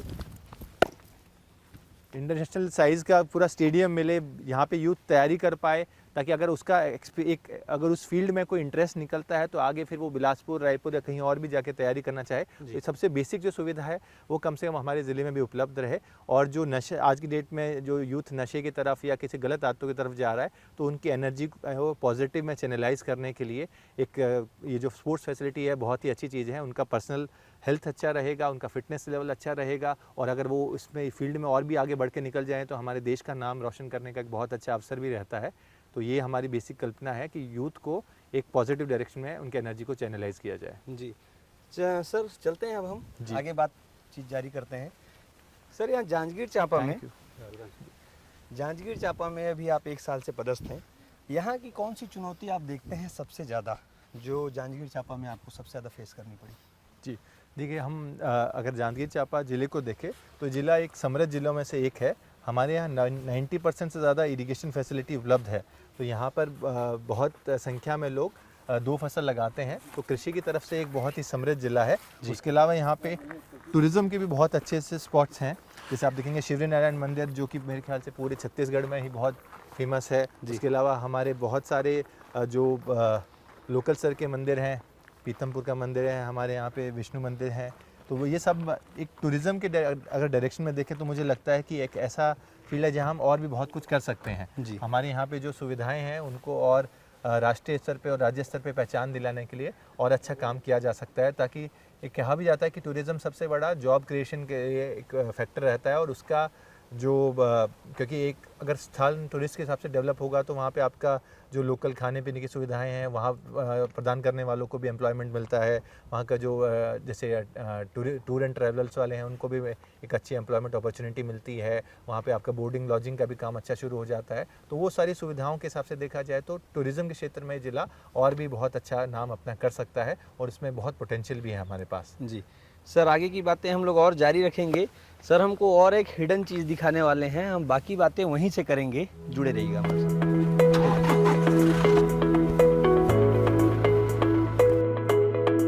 सर, अब आप हमको लेके आ गए हसदेव क्रिएटर्स हब, तो ये बता दीजिए क्या है, और ऐसे ही बताते बताते हम अंदर भी चलते हैं, आप दिखा भी दीजिए। चलिए, ये हसदेव क्रिएटर्स हब हमने ज़िले के अंदर एक पॉडकास्ट स्टूडियो कम रिकॉर्डिंग स्टूडियो स्टार्ट किया है।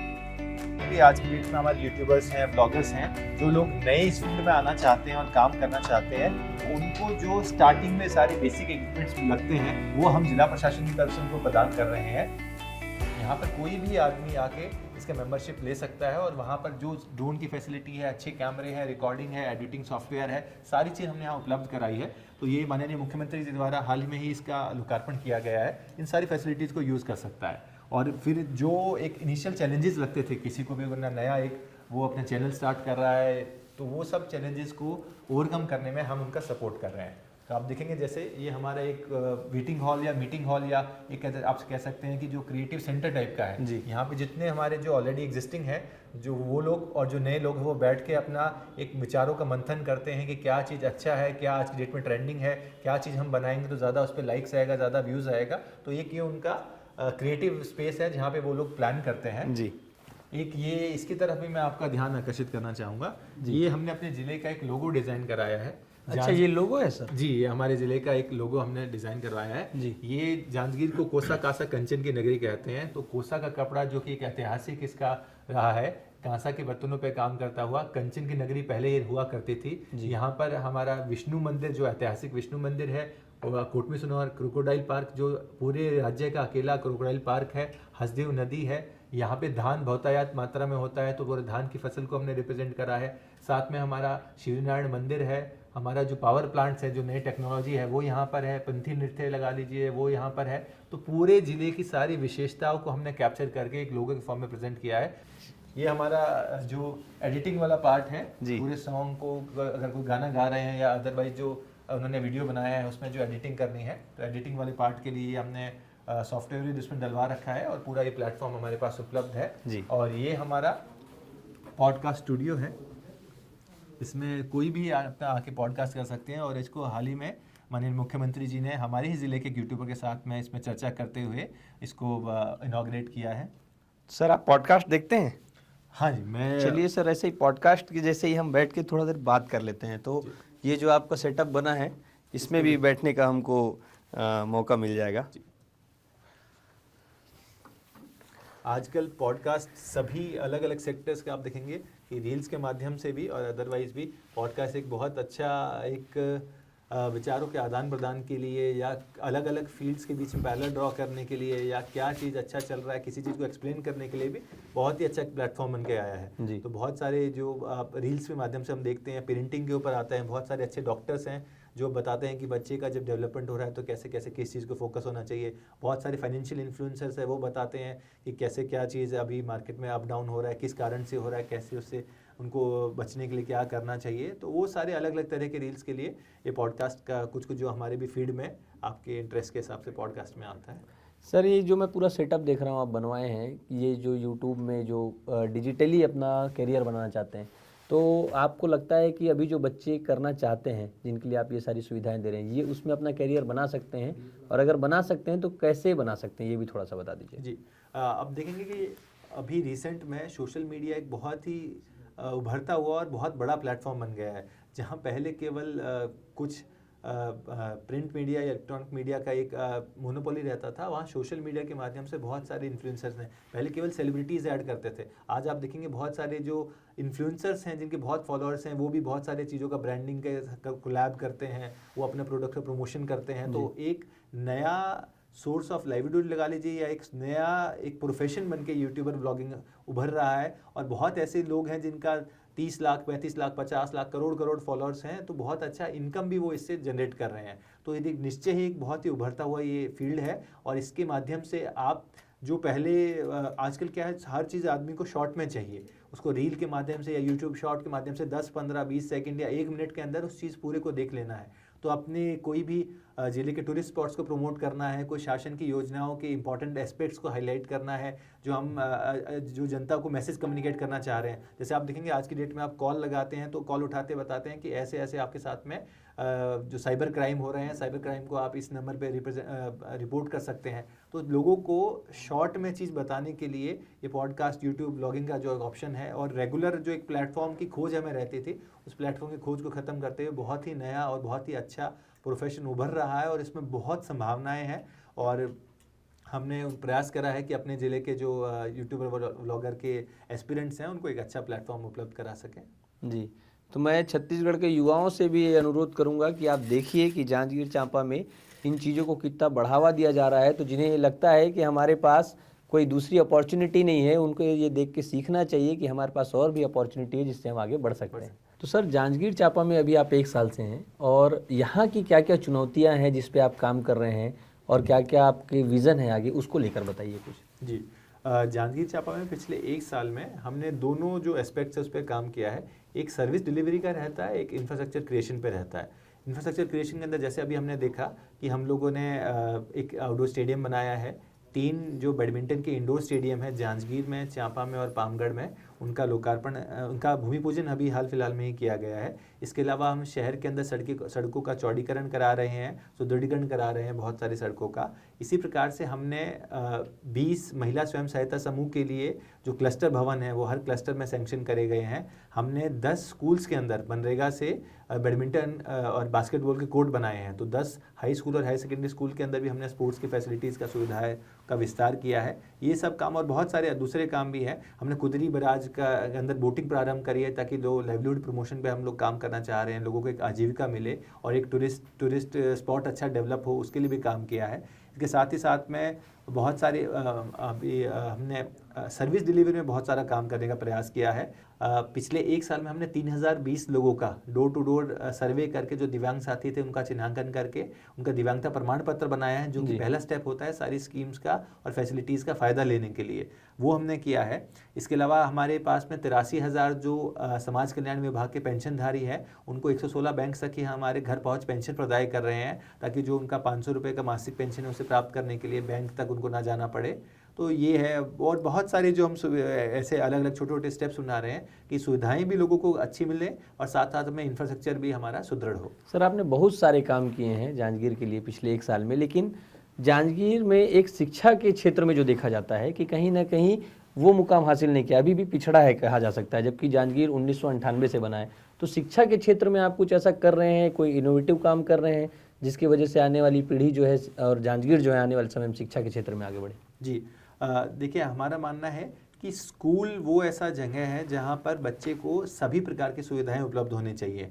तो हम स्कूलों के अंदर स्पोर्ट्स का इंफ्रास्ट्रक्चर क्रिएशन के लिए भी काम कर रहे हैं। उसी प्रकार से हमने बोलेगा बचपन जैसे बताया कि बच्चों में जो बोलने की हिचक है वो खत्म हो। हमने उत्कृष्ट जांजगीर चांपा अभियान प्रारंभ करा है। इसमें हमारा मेन फोकस 10th और 12th क्लास का बोर्ड रिजल्ट इम्प्रूवमेंट पे है। तो हमने जब से सेशन शुरू हुआ, हमने हर माह के लिए कितना सिलेबस कवर करना है वो हमने पहले से बता दिया। दिसंबर तक हमारा सारा सिलेबस कंप्लीट हो चुका है। उसके बाद में साप्ताहिक टेस्ट होते हैं, मासिक टेस्ट होते हैं, क्वार्टरली टेस्ट होते हैं, और इन क्वार्टरली टेस्ट में और मासिक टेस्ट में अच्छा करने वाले बच्चों को हम लोग एनकरेज करने के लिए एक उड़ान कार्यक्रम है। उसके अंतर्गत हम लोगों को जिले के जो टूरिस्ट स्पॉट्स हैं वहाँ का शैक्षणिक भ्रमण भी कराते हैं, और सेकंड हाफ में मैं, एडीएम साहब, सहायक कलेक्टर साहब, हम सब लोग मिलकर उनसे चर्चा भी करते हैं कैसे वो अपनी ज़िंदगी का एक गोल सेट करके अपना एक नाम स्थापित करने के लिए कैसे काम कर सकते हैं। तो शिक्षा के क्षेत्र में हम जो एकेडमिक्स है वो भी अच्छा हो, साथ साथ में जो एक्स्ट्रा करिकुलर पार्ट है उस पर दोनों पे फोकस कर रहे हैं। जब से आप आए हैं सबसे बड़े चैलेंज क्या देख रहे हैं जांजगीर में,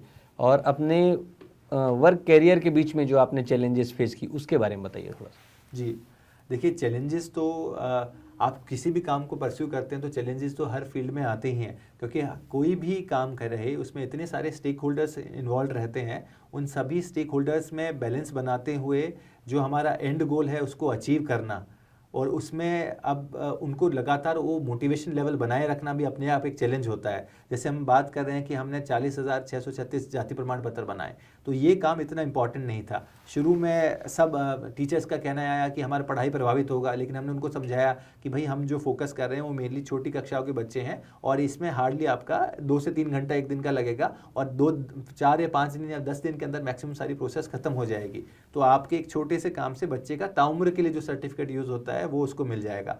उसके बाद पेरेंट्स में कई बार थोड़ा जानकारी का अभाव था, थोड़ा नॉलेज का अभाव था, तो उनको भी हम लोगों ने इन्वॉल्व करके समझाया कि भाई ये डॉक्यूमेंट्स है। फिर हमने जो पटवारी था उसका हमने वहाँ पे ड्यूटी लगाई कि आप वहाँ पे जाइए। तो सभी स्टेक होल्डर्स को साथ में लाना में एक चैलेंज हमेशा से हर काम में ही रहा है, और उसके बावजूद भी एंड रिजल्ट अचीव करना ही सबसे इम्पॉर्टेंट रहता है।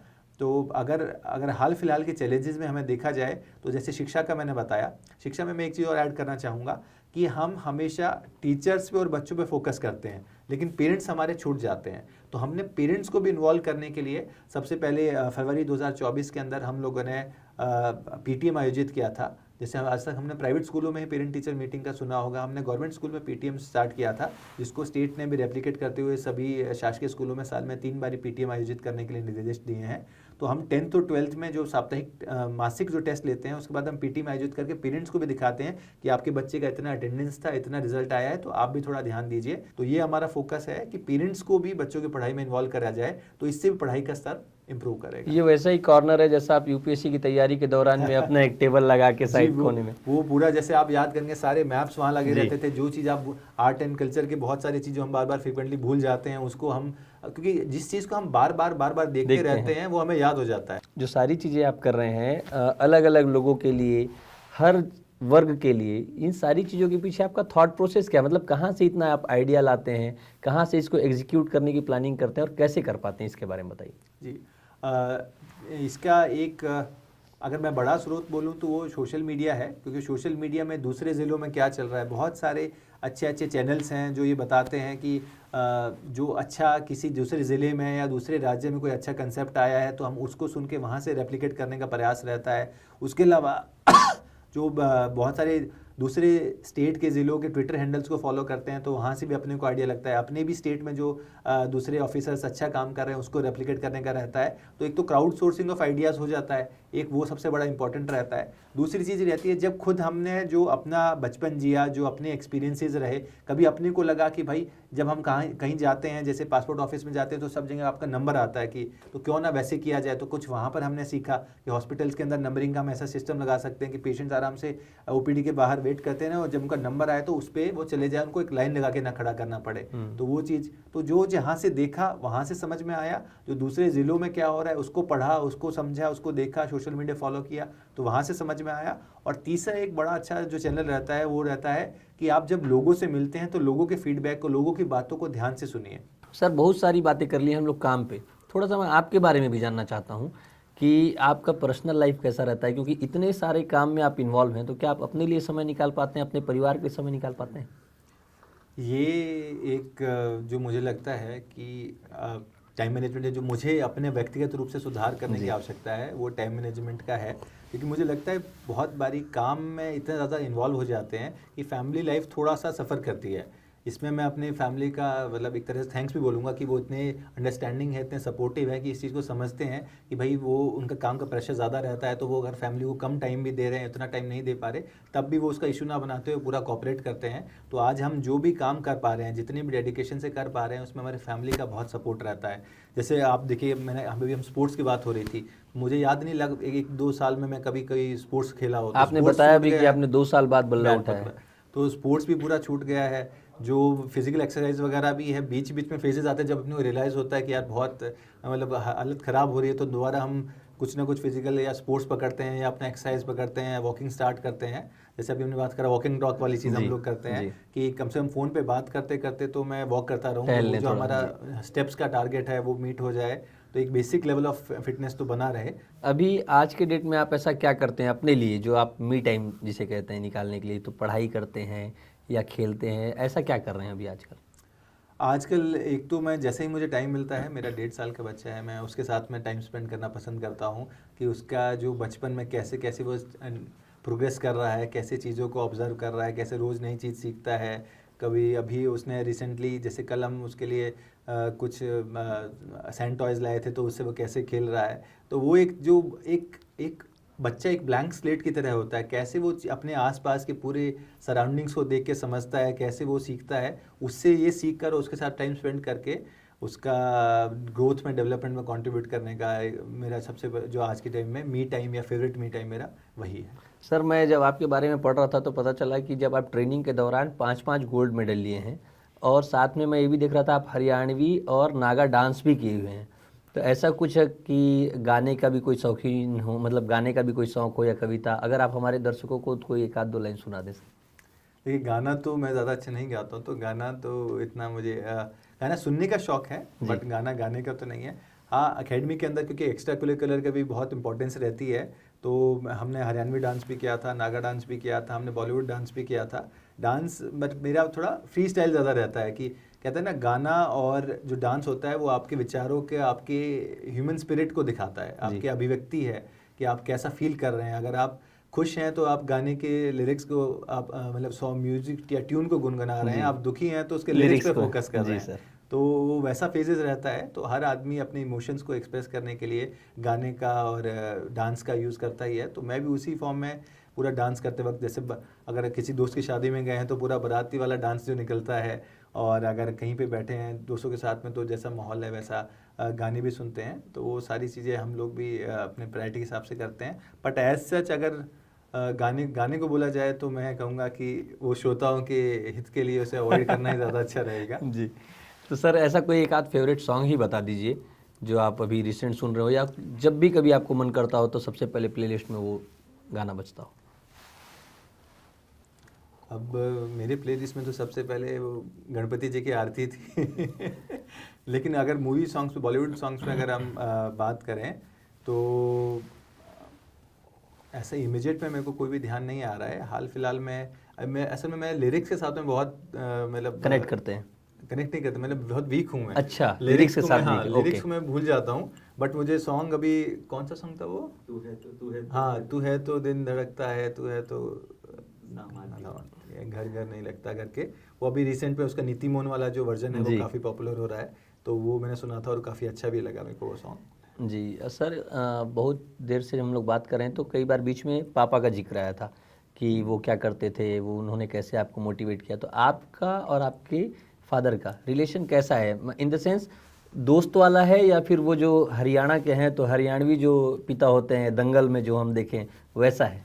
मेरा और मेरे पापा का जो रिलेशन है वो टाइम के साथ में बहुत अच्छे से इवॉल्व हुआ है। जैसे बोलते हैं ना, जब स्टार्टिंग में थे तो मुझे याद है कि पापा का बड़ा डर ही था, पापा घर में आएंगे डांटेंगे, और उस हिसाब से क्योंकि पापा स्ट्रिक्ट थे स्टार्टिंग से ही पढ़ाई को लेकर, खासकर जब तक नहीं किया तो बैठाना। हालांकि अब मैं अपने घर में दूसरा बच्चा था, मेरे बड़े भैया हैं उसके बाद मैं हूँ, तो मैंने जो ऑब्जर्व किया है घर में बेचारा जो पहला बच्चा होता है वो पूरा एक्सपेरिमेंट भी झेलता है, मार डांट सब झेलता है, और दूसरे बच्चे को थोड़ा सा रिफाइंड वर्जन मिलता है। तो स्टार्टिंग में तो जब तक स्कूल लाइफ में थे 10-15 साल तक तो पापा से डर ही लगता था। फिर धीरे धीरे टाइम के साथ में पापा से फ्रैंक हुए, पापा से आज की डेट में इतना फ्रैंकनेस है कि कुछ भी बात करना चाहे पापा से शेयर करते हैं, बल्कि सबसे पहले मैं अपने पापा से ही शेयर करता हूँ। तो थोड़ा लगता है पापा से ज़्यादा कनेक्टेड हूँ। मम्मी का पूरा सपोर्ट है, मम्मी का पूरा प्यार है, बट पापा से ज़्यादा कनेक्टेड फील करता हूँ।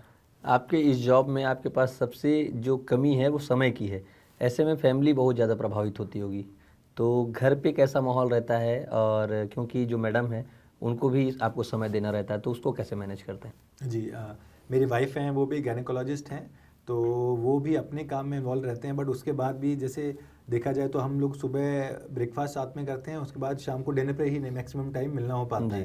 तो मतलब हम कोशिश करते हैं कि जब भी अपने को समय मिले, कम से कम 3 महीने के आसपास में एक बारी तो किसी कहीं पे या तो घर चले जाएं या फिर कहीं विजिट चले जाएं, तो इसी बहाने को अपने को 3-4 दिन 4-5 दिन साथ में बिताने का समय मिलता है, तो उससे एक बॉन्डिंग बना रहता है। बाकी परिवार का सपोर्ट है। मैं तो मतलब हर बात में एक तरह से देखा जाए तो फैमिली को थैंक्स कहता ही हूँ कि पेरेंट्स भी इस चीज़ को समझते हैं, वाइफ भी इस चीज़ को समझते हैं। होपफुली बच्चा भी धीरे धीरे समझेगा कि जो कम टाइम दे पा रहे हैं उसके पीछे कुछ ना कुछ वजह है, कुछ ना कुछ हमारी भी मजबूरियाँ हैं।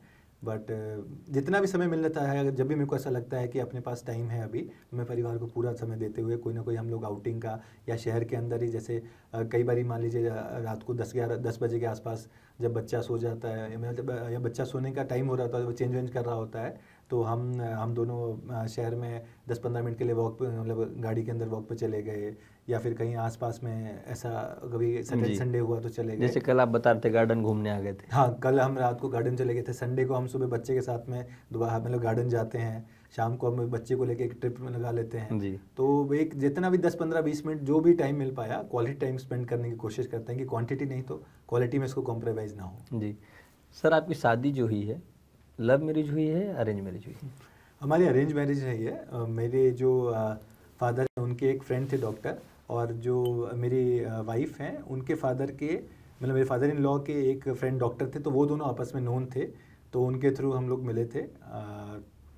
जुलाई 2020 में हम लोग मिले थे। उसके बाद हमारा 6 महीने का कोर्टशिप पीरियड था, और दिसंबर 2020 में हमारी शादी हो गई थी। कोरोना के समय में? जी, कोरोना के समय में, लव इन कोरोना जी। तो वो एक हमारा रहा था। बाकी अच्छा रहा है।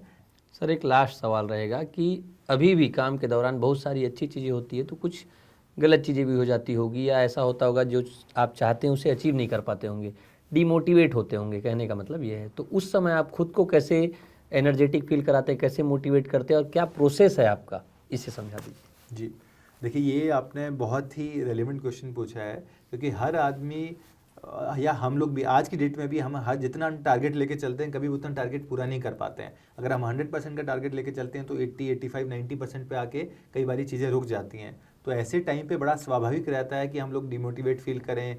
तो अपने को उस टाइम रिचार्ज करने का मेरे 2-3 तरीके रहते हैं। एक तो उस टाइम पे उस चीज़ से ध्यान हटा लिया जाए। जैसे मान लीजिए अगर कुछ मैं 10 मिनट 15 मिनट वॉक पे निकल गया, मैंने उसके बाद में उस चीज़ के बारे में ना सोच के कुछ और चीज़ देख ली, तो अपना ध्यान थोड़ी देर के लिए वहाँ से हटाया, कोई अपना कॉमेडी की अच्छी क्लिप देख ली ताकि वहाँ से हाल फिलहाल के लिए ध्यान उठे। उसके बाद बैठ के मतलब 10-15 मिनट अपना रिलैक्स कर लिया, 10-15 मिनट फिर बैठ के पूरा एनालाइज करा कि क्या चीज़ कमी रह गई। जो पूरा प्रोसेस था स्टेप 1, स्टेप 2, स्टेप 3, स्टेप 4, कहाँ पे क्या चीज़ कमी रह गई जिसको हमें अगली बार सुधारना है। क्योंकि जब तक हम अपनी हार का विश्लेषण नहीं करेंगे हम कभी भी सफल नहीं हो सकते हैं। लगातार अगर उसी लाइन पे हम बार बार प्रयास करते रहेंगे तो सफलता नहीं आती है। पिछली बार जो गलती थी उस गलती को चाहे 1% इम्प्रूव करें, चाहे 2% इम्प्रूव करें, इम्प्रूव करते करते अपने को हम तो हर स्टेप का एनालाइज करा कि कहाँ पे गलती हुई थी, उसको अगली बार के लिए सुधारा और फिर अपना दोबारा एनर्जी से कि भाई बीइंग द एक तरह देखा जाए तो हेड ऑफ द ऑफिस, कि आपको अगर मैं ही डिमोटिवेट हो जाऊंगा तो नीचे वाले को कैसे मतलब उनका मोरल और डाउन हो जाएगा। तो उसके लिए प्रयास करते हैं फिर लगातार ये सोच के हुए कि चलो जो पूरा बीत गया सो बीत गया, अब आगे की सुध ले। तो उस प्लान से प्लान करते हैं कि अपना आगे और मेहनत करें और अच्छे से रिजल्ट ला के दिखाएं। और जो रिजल्ट आता है पॉजिटिव रिजल्ट, तो वो अगली बार के लिए एक अपने आप में ही इंटरनल मोटिवेशन काम करता है कि पिछली बार भी असफल हुए थे लेकिन हमने ये किया तो हम यहाँ पर पहुँच गए थे, पिछली बार हम यहाँ पर अटक गए थे तो ऐसे हुआ था। तो वो जो पुराने सफलताओं की यादें हैं वो भी एक मोटिवेशन का सोर्स की तरह काम करते हैं, जिन्हें हम सीढ़ी बना के आगे चलते हैं। सर अब लास्ट में अगर आपसे कोई सवाल ऐसा रह गया हो या मैं नहीं पूछ पाया हूँ जो आप हमारे दर्शकों से कहना चाहते हैं तो आप कह सकते हैं सर। नहीं, आपने बहुत ही अच्छा, बहुत ही हमारा एक अच्छा ये इंटरव्यू रहा, टॉक रहा। इसके माध्यम से मैंने भी कई चीज़ें जो आपने क्वेश्चन पूछे वो सेल्फ एनालाइज करा कि जो हो सकता है हम रोज़ डेली की भाग दौड़ में उस चीज़ को मिस कर गए हों, लेकिन उस पूरे को मैंने एनालाइज करा। और आपके चैनल से मेरा जो यूथ है उनसे यही अपील है कि आप अपने इंटरेस्ट को पहचानिए। आप सब लोग क्या करना चाहते हैं, जैसे हमने बताया, ना केवल पढ़ाई के क्षेत्र में, किसी भी क्षेत्र में क्या करना चाहते हैं, अपने गोल को आइडेंटिफाई करिए और गोल को ऊंचा रखिए। आप अपने गोल को कभी भी किसी लोग कहता है कि सबसे बड़ा रोग क्या कहेंगे लोग, लोगों के कहने से आप अपने गोल को नीचे मत सेट करिए। एक हाई गोल को करते हुए फिर उसका जाने का क्या रास्ता है। आज की डेट में इंटरनेट के इतनी सारी सुविधाएं उपलब्ध है, आप जो कोई भी एग्ज़ाम या कोई स्पोर्ट्स या कोई चीज़ क्या करना चाहते हैं उसके लिए आपको रास्ते मिल जाएंगे। उन रास्तों से 2-4 लोगों के जो सफल लोग हैं उनके अनुभव को सुनते हुए फिर अपना एक राह चुनाइए। हर सफल आदमी का एक अपना अलग राह रहती है, एक अलग अपना रास्ता रहता है, कोई भी दूसरे आदमी को कॉपी नहीं करता है। तो एक ऊंचा गोल सेट करिए जो जिस फील्ड में आप काम करना चाहते हैं और उसके बाद मेहनत करते हुए वहाँ पे मुकाम को अपना पाइए। आप सफल होंगे, असफल होंगे 2-3 बारी, बहुत रेयर ऐसा होता है कि कोई आदमी पहली बारी में सफल हो जाए।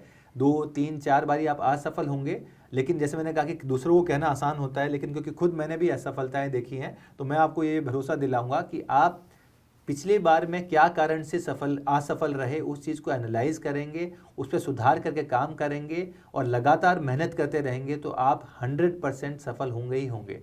और आप जिस भी फील्ड में हैं अपने फील्ड का बेस्ट बनने का प्रयास करिए। आपको जो मान सम्मान शोहरत जो भी आपको चाहिए हर चीज मिलेगी अगर आप अपने फील्ड का बेस्ट होने का प्रयास करते हैं। हम बातचीत कर रहे थे जांजगीर के कलेक्टर आकाश शिकारा सर से, जिन्होंने अपनी पूरी जर्नी बताई, अपने काम करने के तरीके बताए, जांजगीर में क्या क्या डेवलपमेंट कर रहे हैं वो भी बताया और अपना फ्यूचर का विजन भी बताया कि वो कैसे काम करना चाहते हैं, कैसे युवाओं को प्रेरित करना चाहते हैं और उनके लिए क्या क्या कर रहे हैं। हमारी बातचीत आपको कैसी लगी और इस पूरे बातचीत से आपने क्या सीखा, हमें कमेंट करके जरूर बताइएगा। धन्यवाद।